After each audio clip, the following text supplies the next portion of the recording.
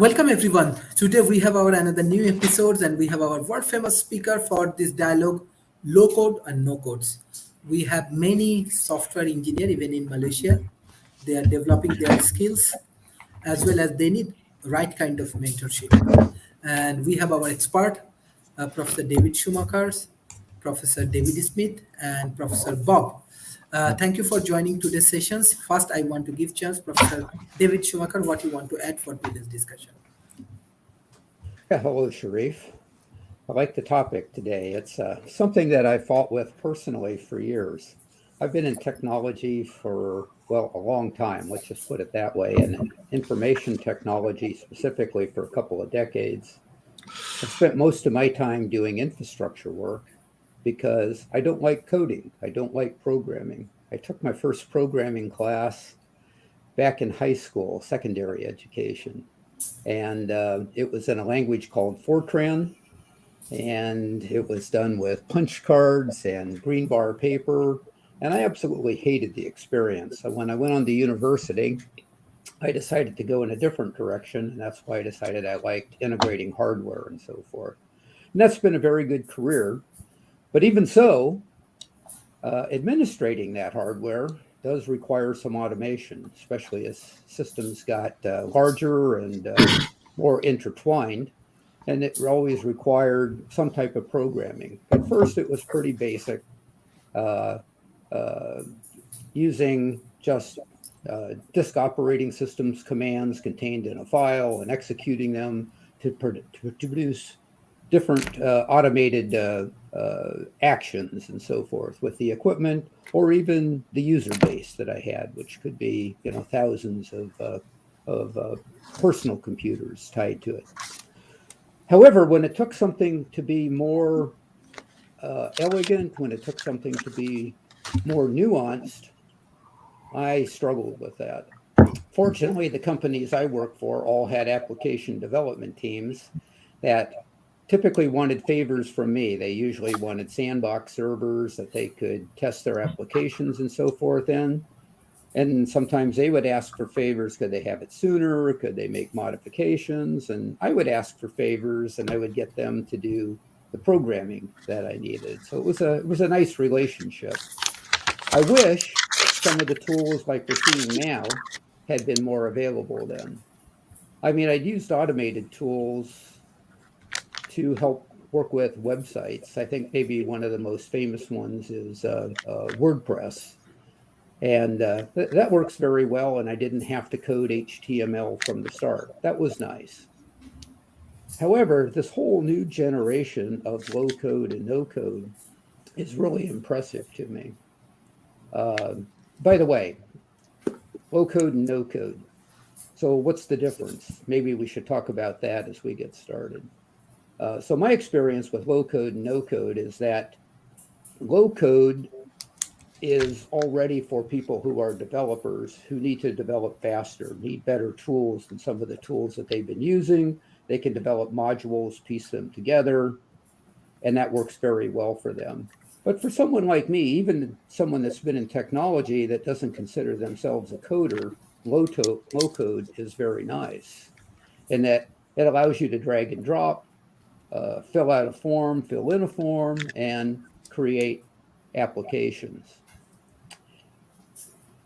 And that is aimed at the business user primarily.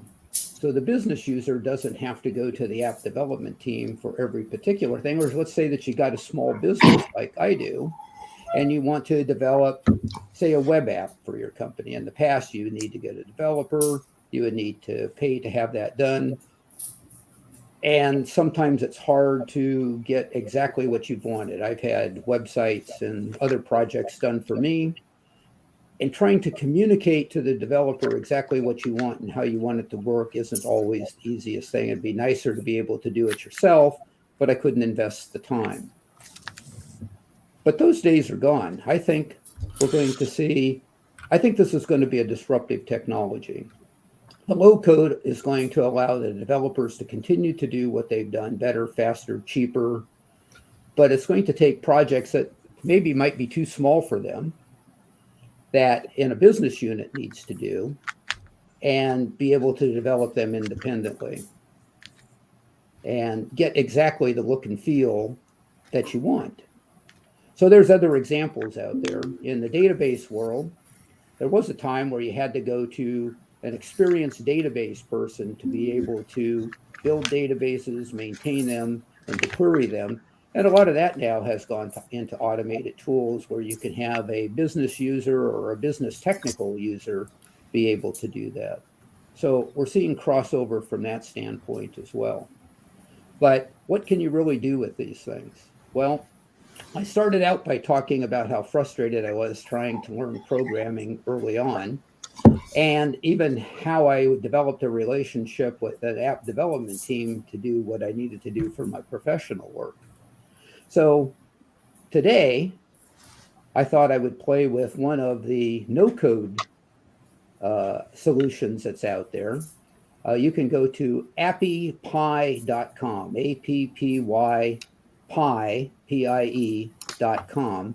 And it's one of the easiest to learn of these systems that I've seen. I looked at maybe a half a dozen or so. They all have different strengths and features, as you would expect. But if you're looking for something easy to start with, you can develop in an hour or so, maybe even less if you're quicker than me. You can develop an application for your small company with really without much coding experience.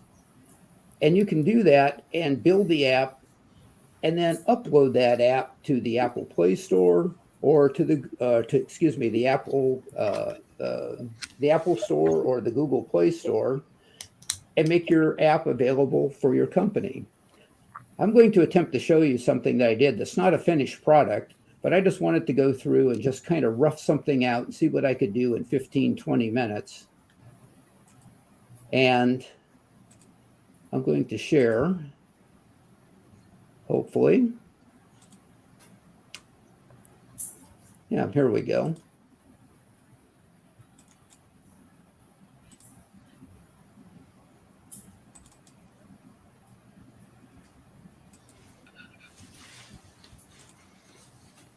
There we are. Is that sharing, Sharif? Yeah, so what I did is I just took, and I can't see it from my screen for some reason, but what I did is I did this, and this is just a top level page of menus. And this comes up on my phone, and you can preview it on your phone while you build whatever the application is. I'm going to stop that and show the second page, which is a little more interesting.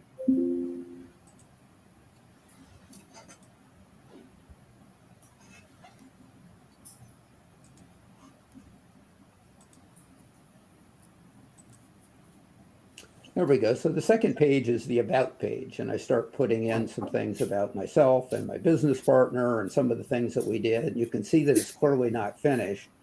And if you look at the bar across the top, you can see I did this about 7:32 in the evening yesterday, just sitting in an easy chair in my living room, just playing with these tools.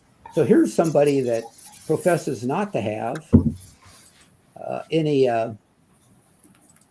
real programming background, even though some people might associate me with technology, and being able to put something together like that. And I would take and refine that and get it just exactly right. But then I could upload that, like I said, to the big application outlets, and it would be available to my customers. So this is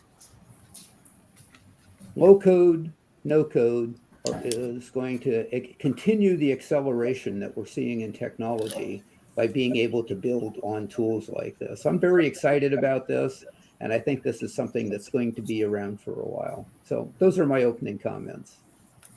Thank you. Thank you. Professor David Smith.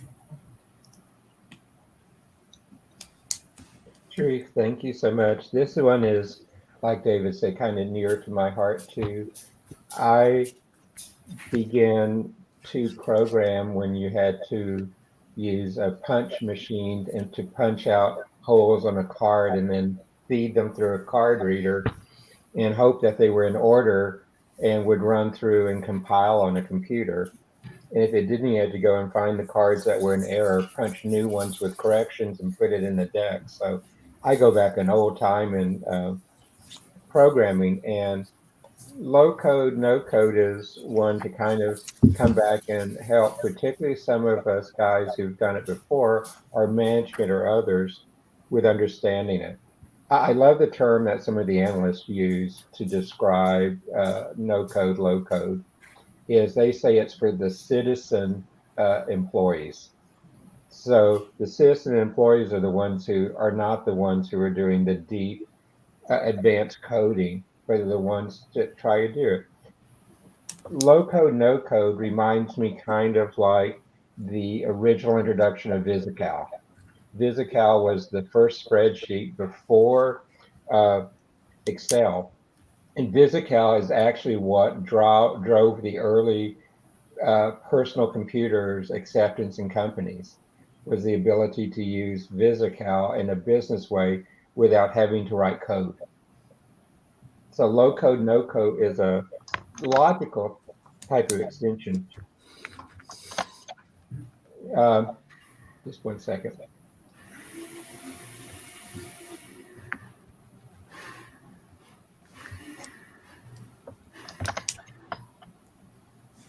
One sec.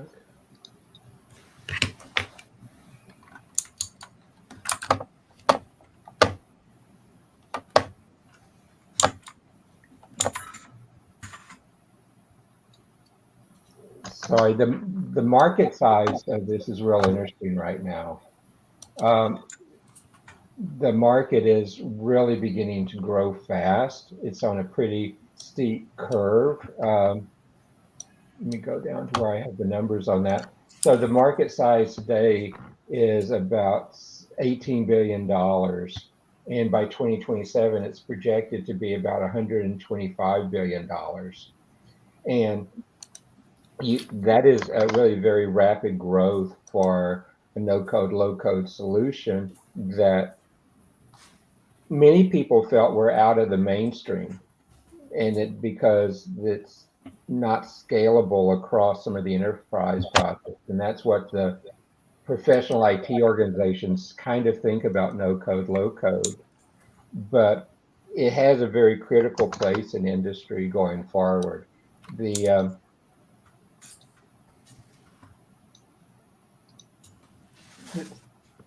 Some of the real benefits are to make it very wide available to people to do it. The Gartner, with their curves, really believe it's an up and coming platform, but we can get more into that.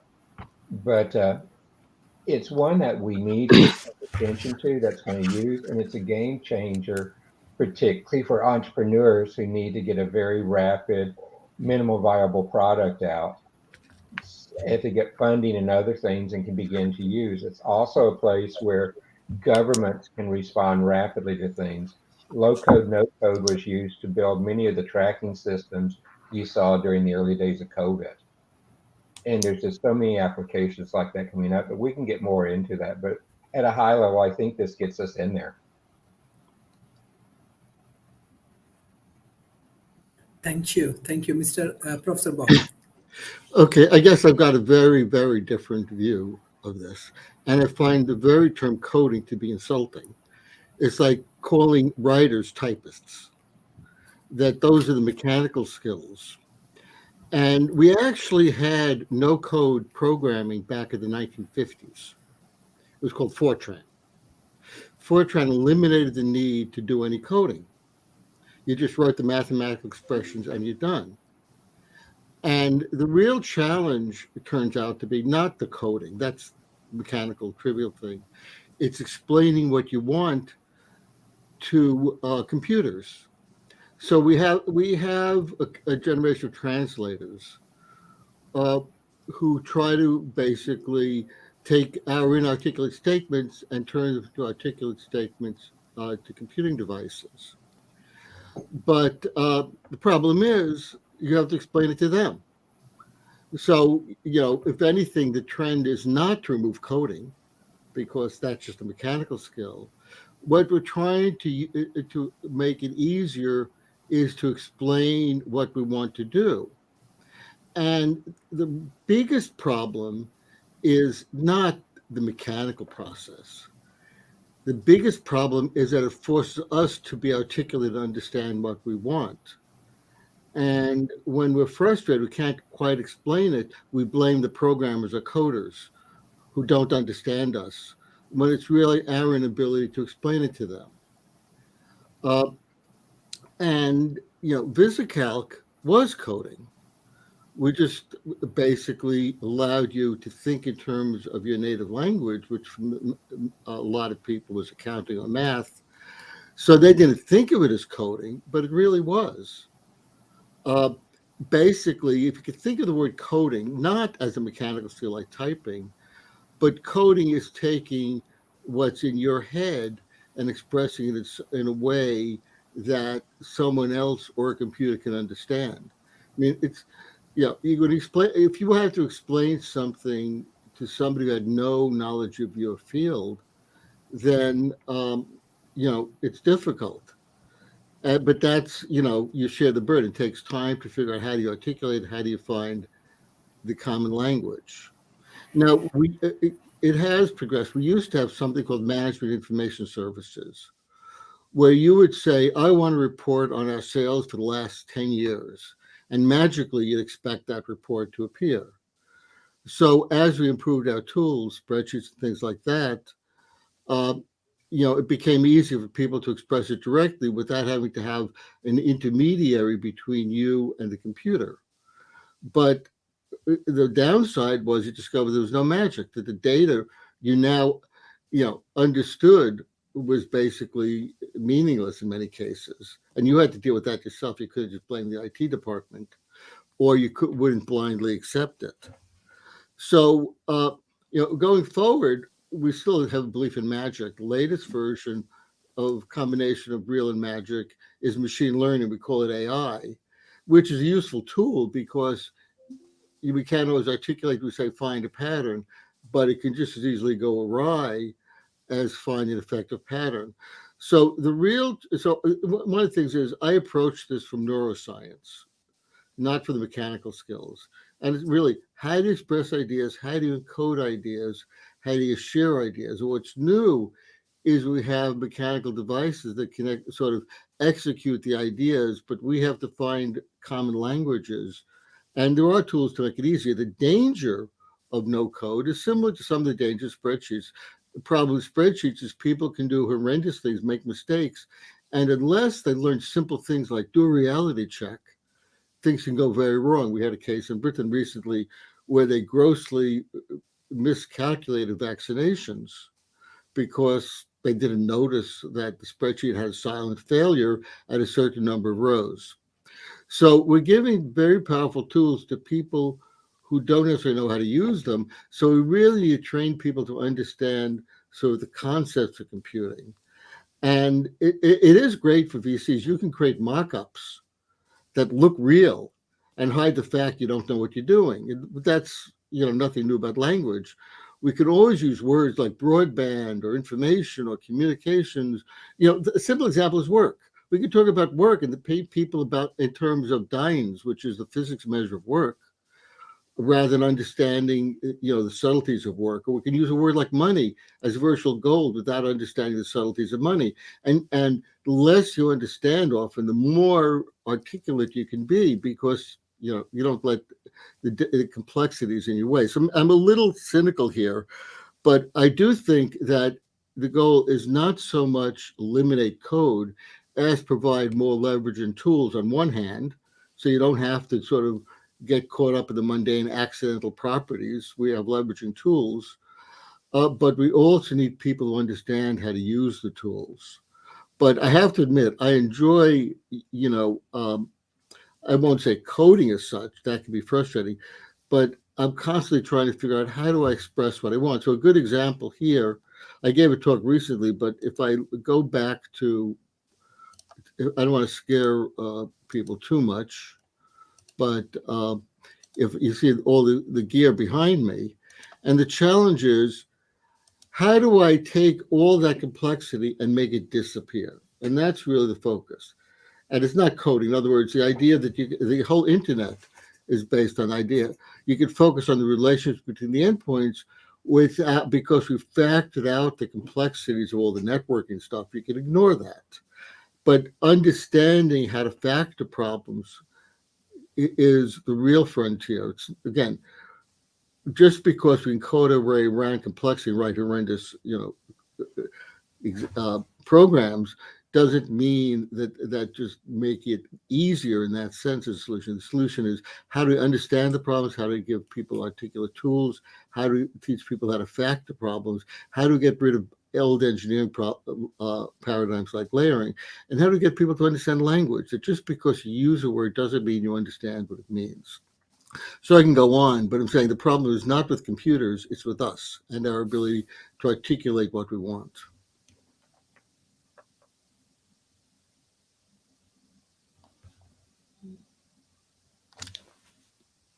I can't hear you. Mr. Marshall, can you hear me? Yes, can you hear me? Yes, yes. Okay, yes. All right. So I'm sorry I'm late. I had some technology issues. It must be the no coding crowd that got me all screwed up here. So if there was some really good code, I probably would have been able to get in on time. That's a joke. A little American humor here. I just heard a lot of what Bob said about coding and his caveats and his approach. I do believe I'm not an expert in coding at all. I don't pretend to be. I have done my own coding. I do know Fortran that he mentioned and other coding languages back in the 70s that I had to learn when I was getting my degree. It was a requirement in those days. I don't think it's a requirement anymore that anybody needs to learn coding languages unless they're into computer system degrees. And my degree was not in computers, but basically it was clinical psychology to begin with. So, but we had to learn coding languages so that we could create technology that would allow us to create programs. In those days, we used punch cards, and we would fill them out and then create our own programs to determine what kind of statistics we would be able to acquire. So that was the old days. Today is not the old days, and I think that Bob mentioned AI, artificial intelligence. That is where I think the world is heading. And I think that I'm not going to address no coding. I'm going to address low coding because my understanding of low coding is similar to the technology that I'm using right now in many platforms, where you can create mechanisms to organize information through data, and you need to acquire data in a certain fashion. And I think Bob mentioned this from what I caught, that it's up to us as people to get the right message out. It's not the coding. He's right. It's not the coding. It's the people that are trying to obtain information, and the information is acquired through a gathering of data, and then the interpretation of that data into information is a critical function. We're getting more and more artificial intelligence to be able to create programs that let's say as low coding programs where I don't need to get into the coding of any ASCII format or HTML format for the internet or some other program code like Fortran or something like that. I need to be able to organize my thoughts in a platform that allows me to do low coding, which is mostly a graphical interface approach, from what I can tell, to acquire the information that I seek and to be able to make decisions that are appropriate for the requirement that I'm trying to seek. So I'll give you an example.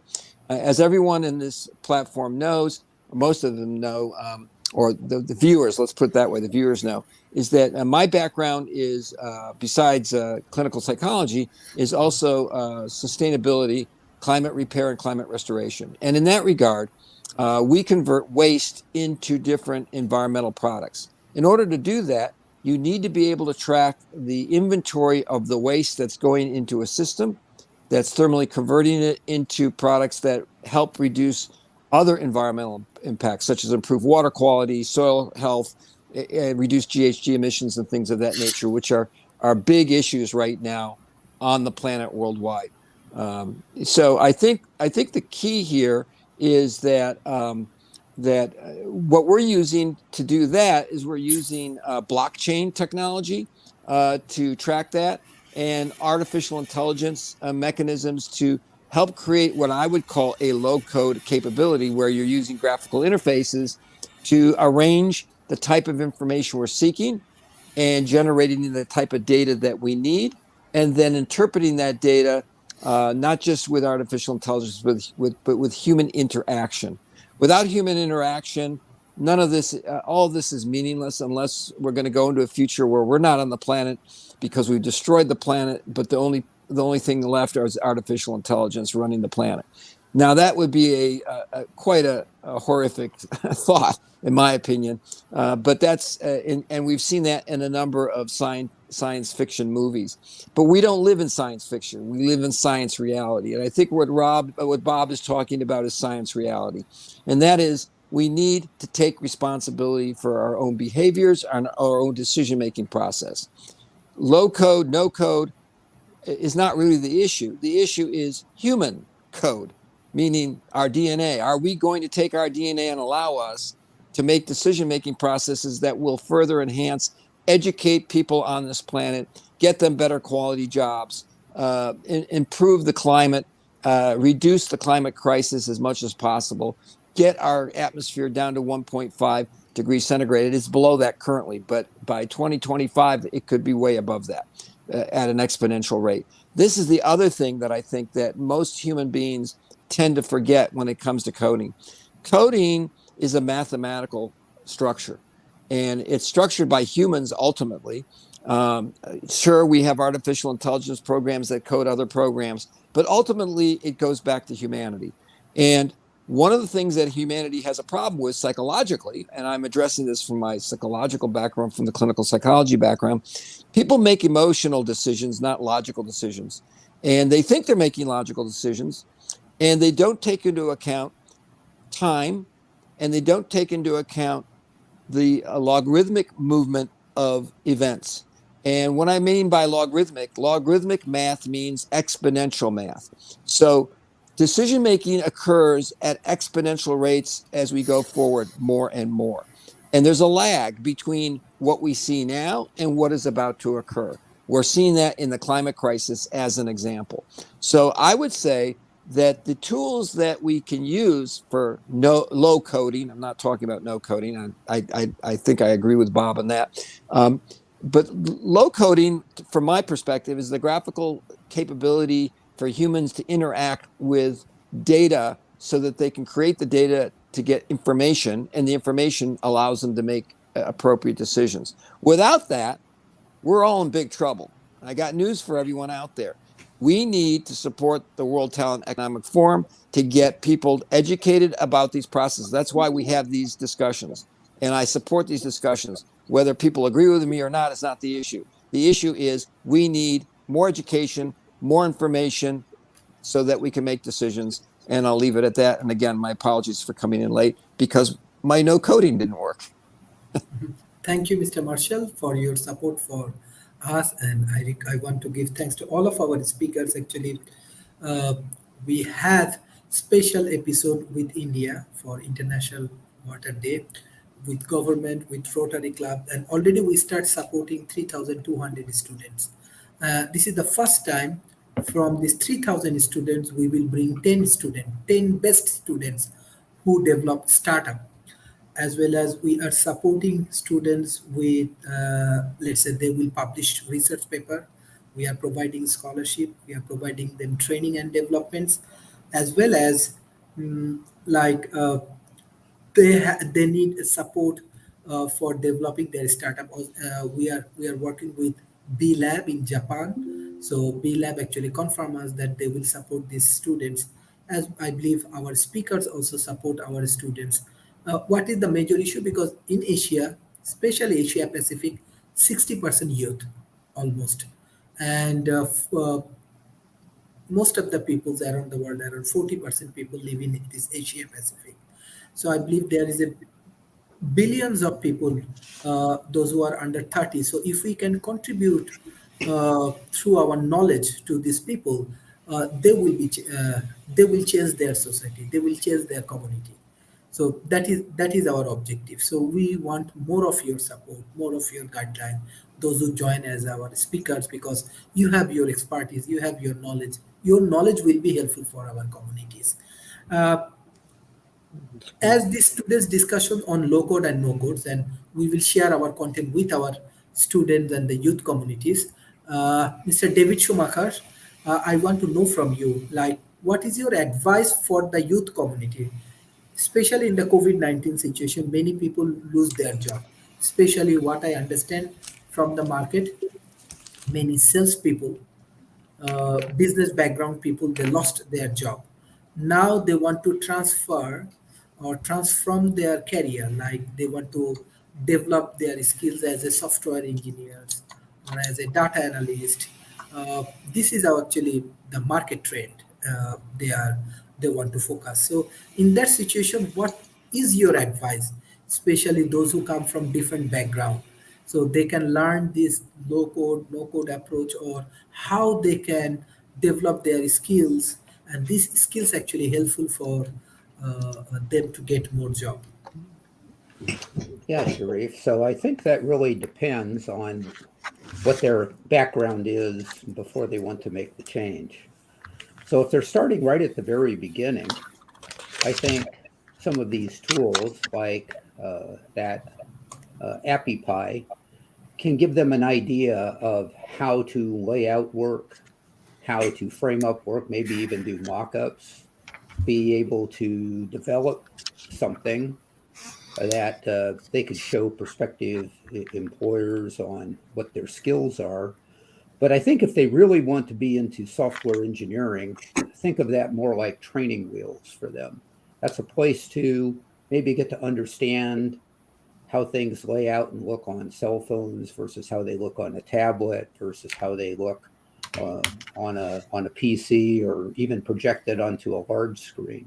So training wheels, that might be a good place for them to start. Maybe you start with no code, which is essentially filling in the blanks to create something that you want.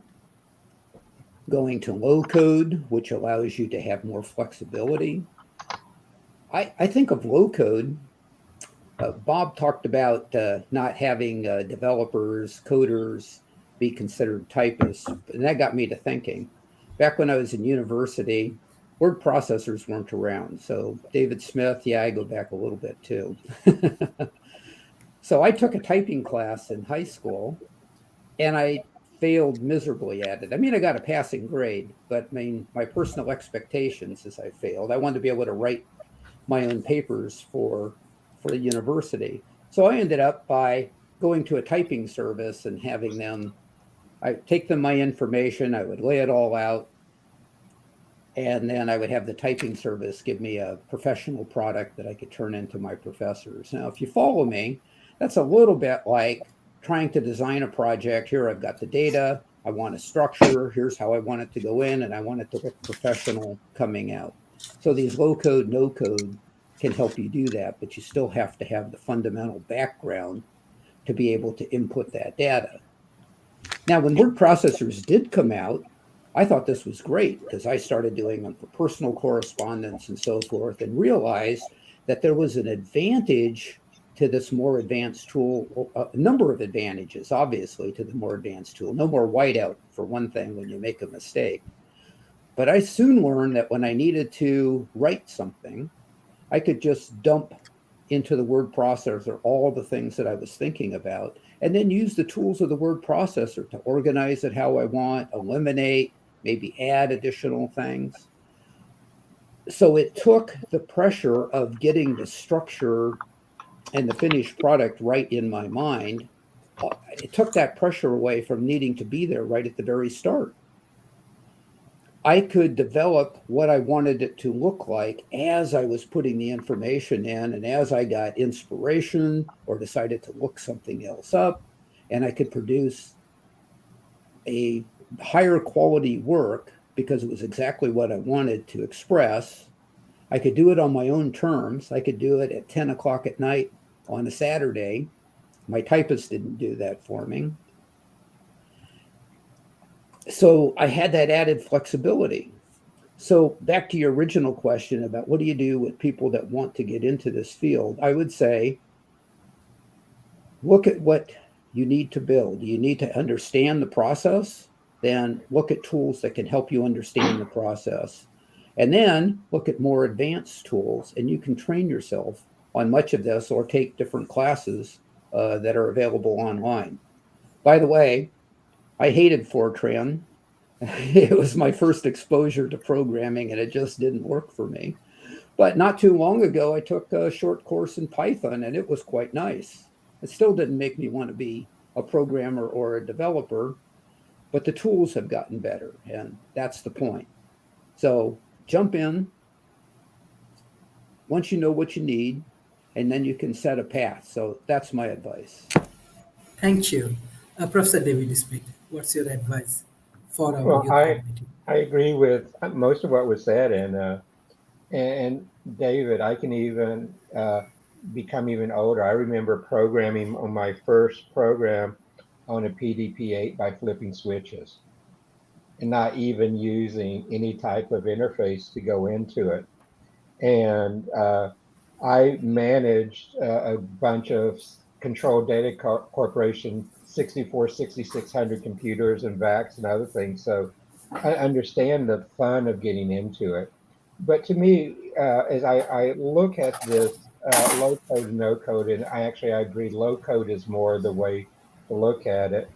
It has an interesting place. I mean, I agree violently with some of the things that Bob talked about. Um, I have a couple of hundred developers working for us in our companies writing code, and they're very necessary. A low code application package cannot write the type of code that we're doing. They could not write a platform that ties together multiple applications and has the type of integration and interfaces that it can have. Um,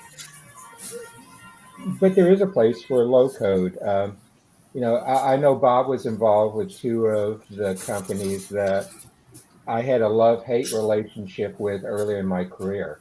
Um, as we began to run systems, and I really wanted my developers to be really sat there, but Visical initially, but later Lotus 123 were always the ways where my development teams would come in and complain to me that here were these business executives with no technical experience writing programs in Lotus 123, which was a little bit more powerful than Visical, to begin to get things done. And even today, I get in discussion with entrepreneurs who think they can write an application in Excel and it's scalable enough to sell to thousands and thousands of people.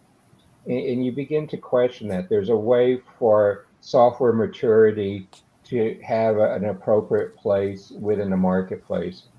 One of my companies that I was CEO of did a lot of work with Department of Defense, and we actually had to go through something called a software maturity model index.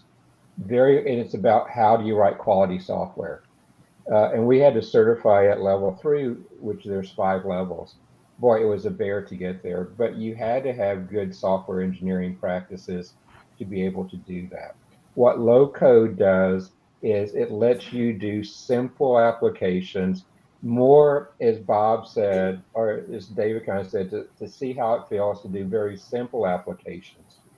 But quite honestly, for your audience, Sharif, the more advanced things where you have to scale to thousands of users and petabytes of data, those are not environments where some of the low code works, even though vendors like AWS, Microsoft, and others have low coding tools in their clouds. And as platform as a service low coding tool for you to be able to use and write the code around.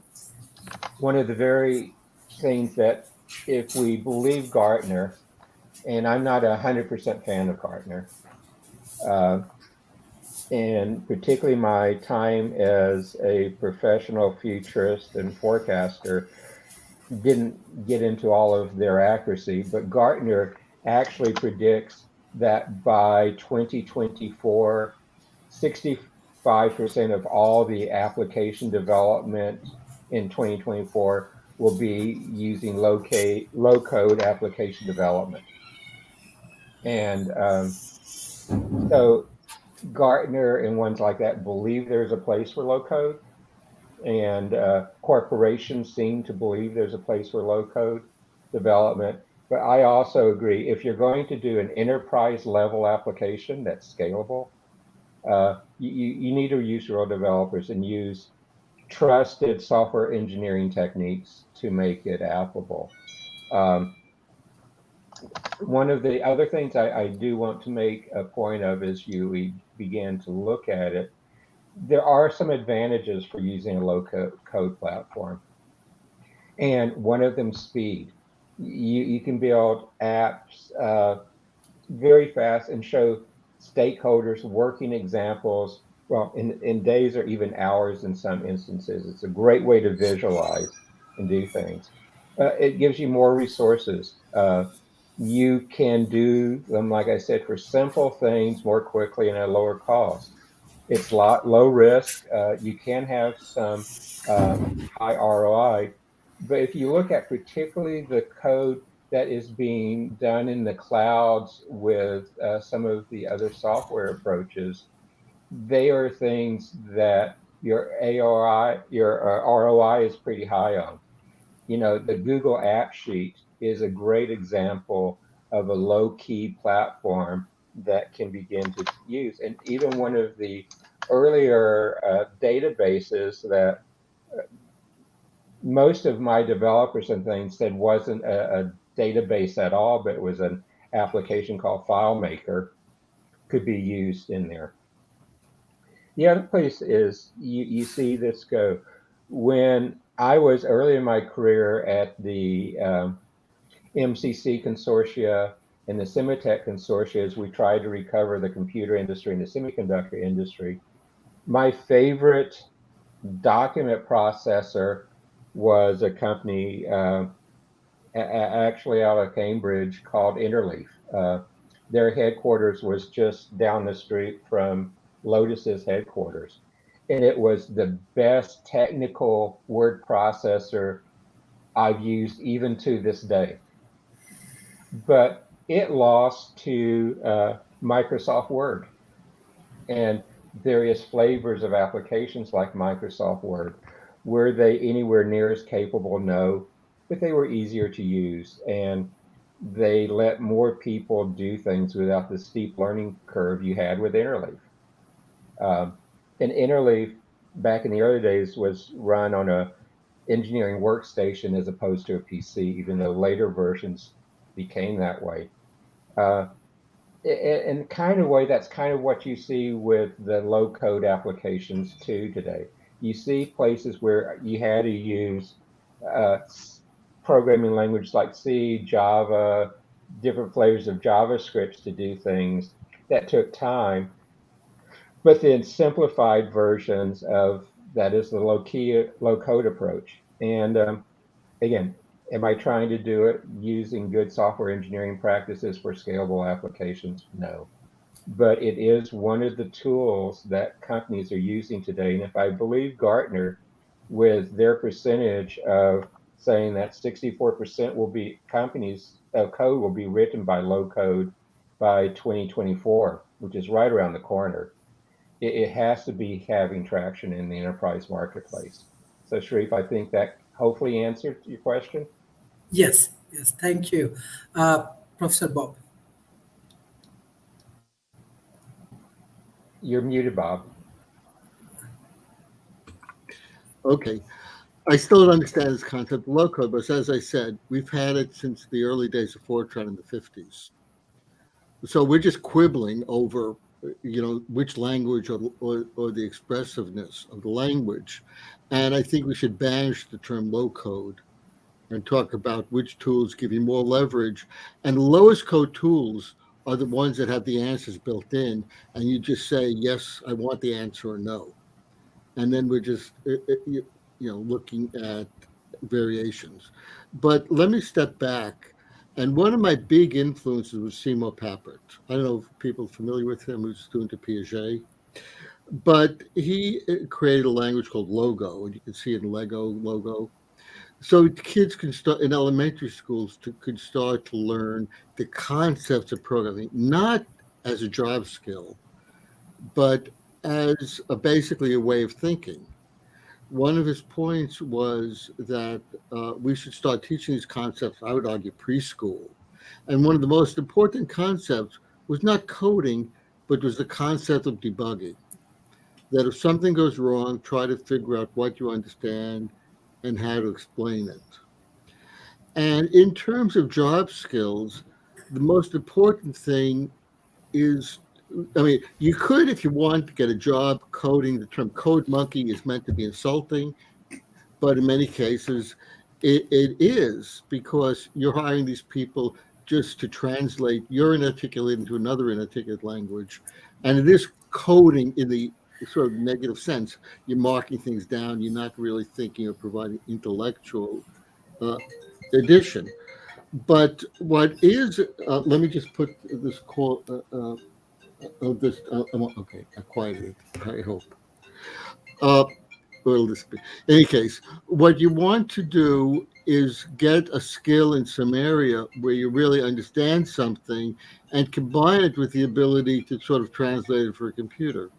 So let me do a real example of this. My son's degree is neuroscience, PhD in neuroscience, doing research, and he had he had a lot of data on soldier performance, and they were going to apply millions of dollars to get a grant and everything to do it. But he also developed skills, software skills. I wouldn't call it coding because it's more high level. So he was able to use a database program to sort of reduce and do a prototype of how it would work, in production. And they were going to allocate a lot of money for this. They said, "Oh, you don't have to. It's also production quality." Because the tools have enough leverage with databases, so you don't need a separate production system if you create a working prototype. And I feel any prototype that can't be shipped isn't a good prototype. VisiCalc, we never shipped a production version. We just shipped beta versions that were good enough for production. Because you're constantly, the term, maybe a better term than coding is kneading, Knead, something you do with dough. So you start out by sort of a general expression of what you want, and then you refine it. And if it's always usable, then it basically, is the code. There's no separate coding, phase to put in production. I mean, in the same way, I was fortunate enough to learn to type in elementary school. I can't imagine hiring a typist. I would feel so ineffective. But also, even programming, I used to write down code outlines before doing. Then one day, in my head, I was sleeping at the terminal waiting for compilation, and you learn the sound of typing things is very soothing. You can sleep while you're waiting for the results. And I realized I had a tool here. I can just try to express myself and sort of refine the expression. But the important thing, as I said, is you need to learn a skill apart from programming if you really want to gain it, and using the tools like learning to type to express yourself, and also one other aspect is, and this goes back to, but if you can graph it, it's not interesting. And this is why we never developed graphical programming languages, and why written languages were never pictographic, because the concepts and abstractions are better expressed using words. And that's, so you basically, it's a process of understanding some area deeply, using your skills in programming to refine that understanding, not programming. Again, the problem is we don't have the language. Another Papert point is we use anthropomorphic terms because that's our only language for dynamic systems. So what you need to learn is a discipline. And the important thing about learning programming skills is not because you can get a job. It's the same reason you learn mathematical proofs. The important thing about mathematical proofs is not getting it right. It's getting it wrong and accepting that, the reality check. And so skills like programming, learning to debug, learning that even if you think it's right, it might be wrong, learning basically sort of how to summarize, get initial results, refine them. Those are important life skills. They aren't job skills. Yes, you can get a job narrowly using them, but they're really life skills in understanding how systems work. And I think we're going through a fundamental shift, sort of like compared with the Copernican revolution, we went from geocentrism to heliocentrism. We're learning how to sort of explain systems and understand them, and not saying we're building layers and layers of mechanical things on top of each other, but learning how to use all the resources around us to remix and express ourselves and get results. So if you're basically with performance data, you want to analyze it, you don't want a database programming and building a rich system. You want to be able to do it directly yourself. If you want to write something, yes, we created word processors. The original Rana was created by Jerry Salter because he needed to do his thesis. And there are two advantages to that. Number one, it made it easier to write things. But number two, it's a lot more fun to write the word processor than doing all your thesis. So I would find ways to procrastinate that way. But again, so I guess the main point is programming is expressive. We're in an early stage where languages aren't very good. We're getting more expressive. And it is interesting to see JavaScript has a direct line to Lisp, developed in 1958 for symbolic processing. We think of Fortran for the 1950s. People forget John McCarthy's effort for symbolic processing, which was designed for what was then called AI. And I hate the term AI. That's why I use machine learning, but was basically for expressing ideas and symbols. And that has become increasingly the center of software technology. So I can go on, but I think I'm going circles enough now, so I'll let others go. Thank you, Mr. Marshall. Thank you, Sharif. I think this is a great discussion. And I think I'm of the generation that's on this panel that began in the early days of computer programming with Burroughs computers, machine computing, early days of coding, and then it filtered up through IBM 360s, like David Smith has used, and I'm sure Bob has used, and David has used. 1620. Okay, there you go, and also Wang word processing before when it was automated and delivered to Chase Manhattan, and I was working at Chase in the Western Hemisphere group and using Wang word processors and carrying around with me 8-inch floppies, and I would go them from Chase New York to Chase London to Chase Puerto Rico and to all these other places, pop in my 8-inch floppy and be able to work. It made things easy in terms of communication and getting thoughts down and speeding up progress. But today, with the advent of the internet back in '93 and today, where are we at today? For the people out there that want to learn about this, I think I'll give a suggestion. I would recommend going to a website that is known as IFTTT. That's 3 T's at the end. IFTTT.com. And there you're going to learn what I would call the low coding approach. And what does it bring? It brings what's called dark mode, filter code, and a bunch of widgets. That's a new term that people on this platform that I haven't heard. Of course, I got in late, so maybe it was used. And though I agree with Bob that the term low code is not my preferential term, it is a term that has already been adopted, and it was adopted from 2011 onward. And and I'm sure that David has probably already given us the value of low code business. The one that I found was from 2016. I hope he's got more up-to-date data. Even in 2016, the value of low code market was over $18 billion back then. So I can only imagine what it is today in 2022. And I think that the young people out there I agree with Bob. It's good to get a fundamental idea of what you're talking about. Go to the source, understand coding, and so that if you're going to do low code or no code approach, it's helpful to you. At the end of the day, I think the one salient takeaway that I got from Bob when I got on is that it's all about human interaction. It's not about the coding. It's not about whether you're called a code monkey or something else. It's about what goals are you trying to achieve with information? And information comes from data, like his son is doing neuroscience. And when I was doing my undergraduate degree in clinical psychology, we were getting lots of data. We were doing studies of all kinds at a high level. And I had to go to a building that had the power of an iPhone in those days to put in code.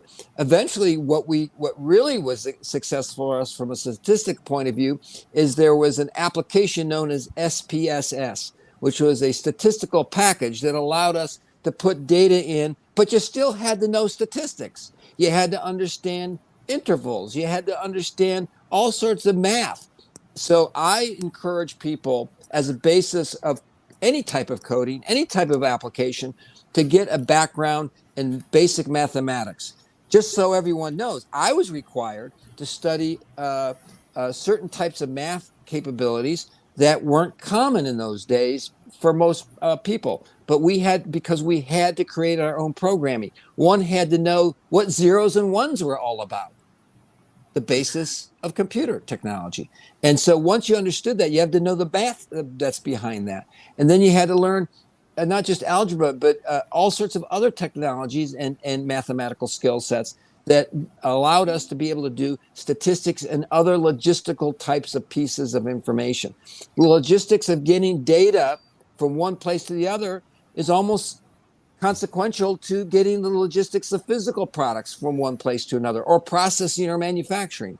So what I'm telling people today out there is get an education.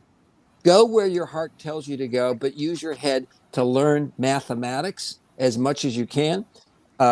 Understand if you want to develop a new widget, that's the new terminology that I'm seeing out there today for the internet. These are applications that are used on cell phones and smartphones, tablets, computer programs. A widget is just another piece of data that application that allows you to process data and turn it into information. That's basically what we're talking about. So I would promote everybody out there, especially young people, to get educated, find your course. But I agree with what Bob has said and what the two Davids have said, that the future is what you make of it. And it's about human interaction, not so much about the computers, as Bob has said. So I'm with you all there. I noticed Sharif dropped off. So I presume that the next thing he would do would ask us to take our final thoughts, because it is 11:01. So David Smith, I hand the ball to you. Or actually, I should hand it to David Schumacher. He's behind me. Go, David. I shall, and then I'll hand it off to David Smith. Anyway, so yeah, great discussion today. I want to pick up on Marshall's words of encouragement and add some of my own. The fact that we've talked about some very antiquated forms of technology today, early mainframe computers that like I worked on with or programmed on in my school district, on into mini computers, and then finally down into PCs. We see a progression there. We've seen a progression in spreadsheets, starting with VisiCalc, Multiplan, Lotus 123, and on and on and on. This development's going to happen in the low code, no code area too. It's not going to stay static. The cloud computing structure is what really helps drive low code, no code that I've seen, and that's continuing to grow. We've talked about increased interest. David Smith talked about the increase in market in low code, no code.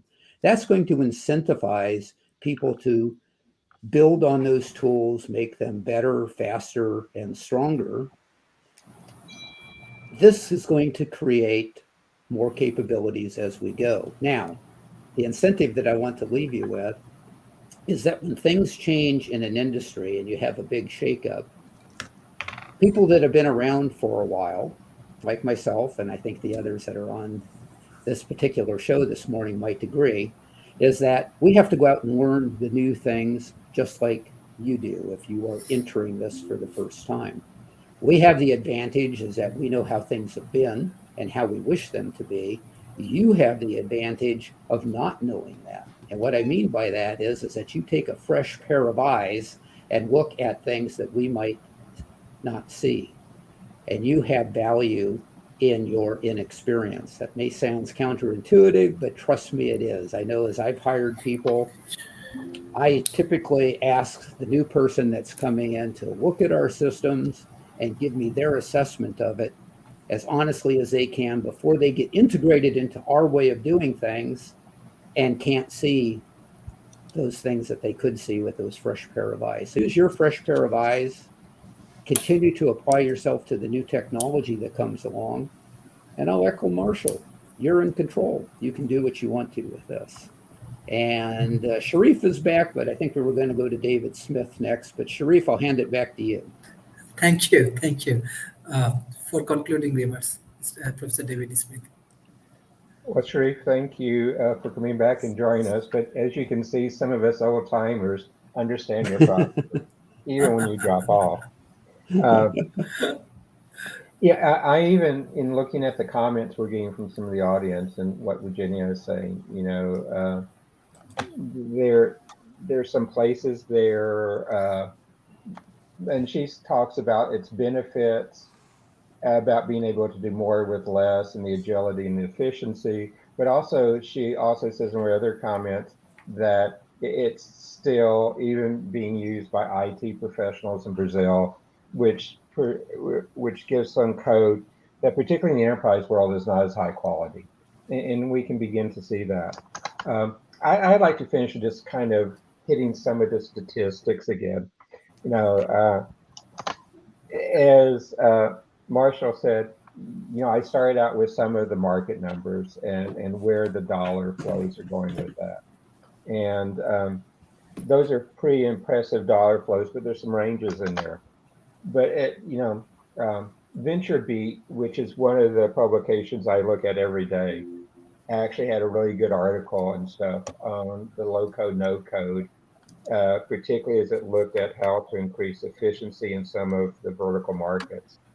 And they did a survey, and about 80% of the firms surveyed said that custom application development outside of IT is important. And to me, that's a very telling statistic because if you look at IT departments and enterprise corporations today, in some of them, they make up one of the biggest identifiable chunks of the budget. And so to see that 82% of the business executives say we have to supplement and go outside to our development staff says that what they can afford to hire isn't hitting all the targets yet. And so they're looking at alternatives to that. And, as I said before, Gartner has predicted that 65% of all apps will be created using low-code platforms by 2024. Now, another survey that VentureBeat cited is that 85% of 500 engineering leads think that low code will be commonplace within their organizations this year. And that's kind of scary. But on the other hand, it has analogies I can go back and look at and see its place. I will say what I said before as part of my conclusion here. The low code, no code is a fast way to do things, but it doesn't have the maturity built into it. It doesn't have the customer understanding built into it. It doesn't understand the nuances of the build of the company. It doesn't have anything that's proprietary that you can do outside of how you put the low code together. So it's missing the marks in some places. But Many people believe that low code and no code is still in the early days. I actually kind of agree with some of what was said earlier. I think my first experience to low code was, wow, back in the, was it 70s or maybe 80s? Probably 70s, when I first wrote code in Visual Basic, which was an analogous to what would be classified as low code today. Was it great code from an engineering standpoint? No. But could you write applications in it? Yes, you could. And some of them were not advanced, they're not scalable, but they were ways to get things done in there. And that's why I think it's important for stakeholders in academia, in companies, in the government, in the entrepreneur community to really identify the goals of what they're trying to do and to understand those well. And then to invest in the competencies and capabilities it takes to meet those goals, to meet those business objectives, to meet the education objectives of what you're trying to do. Because that is the key to being successful, is understanding the goals and competencies and capabilities that are required. And those are more important than the technology you're using. You've heard me say, David Marshall Sharif, that to me, the definition of technology I like is technology is not a thing. It's the application of knowledge to achieve a result. And that to me is the perfect definition to use as we're talking about how do you use software tools to meet the needs of your company, your country, and what you're trying to do, is understand how to find that to meet those goals, and that will ensure your success. And finally, I think it's very, very important for us to realize is that on the technology S curve on this, the Fisher-Fry curve, we're still down at the low part of that steep part of the curve. And the technology is going to get better and better over the time, just like we've seen from the old days to today. And if you're thinking about implementing a low-code solution, no-code solution, and using the tools, you need to commit to the goals and invest in the technology that helps you get closer to your end goals. But then it's very important, particularly in low-code, no-code, you need to identify the defects that are in it, where it's counter to your business model, where it's counter to your objectives you are trying to achieve by using it, and see if that can meet your goal, or do you need to use that as just a rapid prototype and then invest the time, money, and expertise to bring in a development team to run it through whatever process, agile process of others you want to use to produce a more customized application for you. So kind of that's my concluding remarks, and kind of my advice is it's there, it's growing. It's well past the point of substitution when you look at it as a forecaster and as a futurist. So it's there in the marketplace, but as of any other tool, you have to use it wisely and use it for its purpose, its proper purpose and application. So Sharif, thank you so much for this important one. I believe particularly in the developing nations, like we've talked about, this is a tool that has its place and one that can help accelerate adoption there, but it needs to be balanced by particularly the effects that can come with using it as the sole tool. So thank you, Sharif. Thank you. Thank you, Professor Bob. So I'll try to be brief. I'm trying. If I look at my watch, this panel could have been the 1960s. We had the same thing. We had what's called cloud computing, which is called time sharing. I was building low-code tools of something called First Financial Language, which enabled analysts to analyze their own data. This was starting in 1966, online. Graduated from punch cards. We were building an operating system, Multics, which is basically the parent of Unix. Using a high-level language, low-code, instead of writing assembly language, we used a low-code language called PL1. So that's why I think these terms like low code, which is all that, we did that before. People are rediscovering it. But let me give one concrete example of this. Let's say you've got to move a truck from, say, Seattle to New York.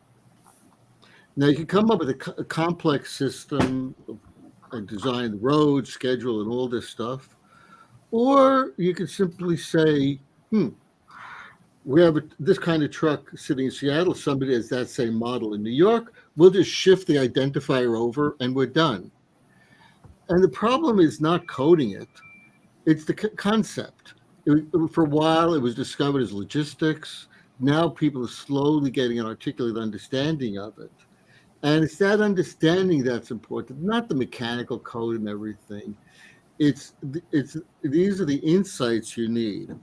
And the other thing, when IFTT was mentioned, IFTT is very important because it teaches you how easily you can trip over yourself and get yourself in trouble. I remember seeing strange things that happened. And finally, I figured playing with IFTT, I created a rule, and that rule came to bite me. And SPSS is similar. The big advantage of SPSS was you didn't have to know what you were doing to seem like you knew what you were doing. And I think 87.9% of all statistics are made up and invalid. And that's a statistic in and to itself. Yes. And SPSS will then take that thing, just like spreadsheets and other tools, and make them look good. So the primary use of a spreadsheet is to take a technical term for crap we can use internationally and make it look good.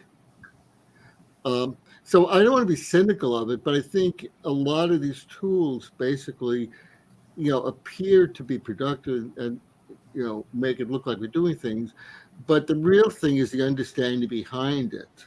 And the risk is these tools can give people, the impression they know what they're doing and they're doing things that are being productive, when really the hard part is, again, understanding a problem and eliminating the need to code at all. That move example I gave, if you don't have to move something, you eliminate the code and you solve the problem. And I think that's the hard thing to do, because once these processes, the manager says you do this, you choose a hardware thing, you pass it down to people, the endpoints do it, and you get this complex system because everybody's doing the right thing, but nobody sees the overview. What our tools, our computers, and everything, the real value is giving you leverage so you can take your understanding and applying it. And I think the term low code is basically just polishing the stuff we have now, but it doesn't address the fundamental conceptual problem. And it's that conceptual understanding which is most important. Thank you, Mr. Marshall. What's your concluding remarks for today? Well, my concluding remarks come behind Rob's and David's and the other David. And I would say that my concluding remarks are, I agree with everybody on the panel, especially with our panel cynic. He called himself the cynic of the panel, but not a cynic, which I find quite ironic. But in any case, IFTT stands for those who don't know, if this, then that. So that in itself is a programming language. And the question is, what can IFTT do? It's exactly what Bob talked about. It can get you in trouble if you don't use it appropriately. However, I do want to point that some of the most popular smart home applets include using the weather to determine the temperature in your home, turning on your security system when you leave your home, and using your voice to turn on a device. Those are examples of low-code applications that IFTT allows you to do. And it's true. If you're like Bob and you miscode it and it doesn't work out, well, you're going to have a problem. But that's the beauty of what Bob is talking about. It's an experiential approach to this thing called low coding. Even though Bob and I agree in the fact we shouldn't be called low code, but that is the market determination. So you can get a notification when the International Space Station passes over your house. You can get the weather forecast every day at 7 a.m. using low coding. You can tweet your Instagrams as a native photos on Twitter. You can track your work hours in Google Calendar. And sure, that may not be applicable for everybody on this panel, but But there are a lot of people out there, especially the people in Brazil, that mention the fact that they're constrained by what they're doing there. So the question is, what you do is you essentially choose your trigger, you choose your action, name your applet, and hit finish. So that's what it can do simply. Is it more complicated than that? Absolutely. And I agree with Bob in this regard, and I join his cynicism in this, is that one has to learn what one is doing. You just can't take it for granted. One has to be able to take responsibility for your own behaviors and forecast what you're going to do for yourself as well as where you're working. Now, obviously, the two Davids are talking about, as along with Bob, about applying this in business and in solving major problems.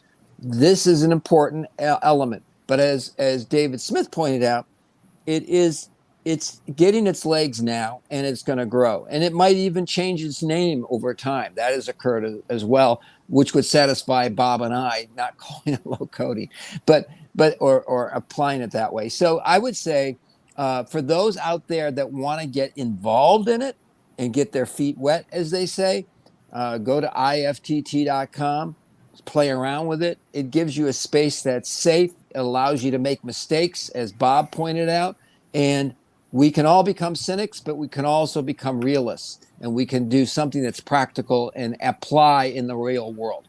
So on that note, Sharif, I want to thank everybody on the panel for being here and for their expertise. Thank you. And thank you for having me. Thank you. This is really great session, especially for learning. This is very important. I request all of our audience, please share our content as much as possible with your government, with academia, and with corporations. And I believe this kind of content will be very valuable, especially for the youth, those who want to learn programming as well as no codes and very interesting scientific topic. So thank you, our honorable speaker, Professor David Schumacher, Mr. Marshall, Professor David Smith, Professor Bob, for joining today's session. Thank you. Bye-bye and take care.